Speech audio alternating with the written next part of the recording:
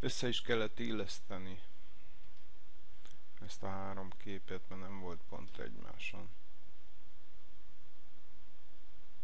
Megnyitom az RGB-t, leduplikálom az egyiket, ennek legyen RGB a neve. Látom, hogy 16 bites, de azt is, hogy grey, vagyis szürke, és nekünk RGB colorok kell. Jó. Átváltunk channelre, hogy itt lássuk a csatornákat.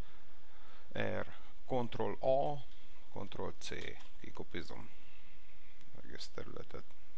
Itt rányomok a piros csatornára, Ctrl-V,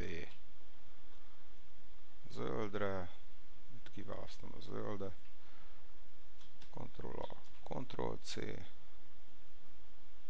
bepésztelem, ugyanígy a kéket is.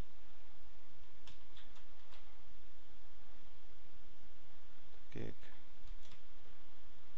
Oké. Mondjuk itt látszik, hogy a kék nagyon halvány, a zöld az már látszik, és a piros viszonylag erős. Ebből egyértelmű, hogy nagyon piros lesz a kép, a végeredményünk. És ezzel a résszel kész vagyunk.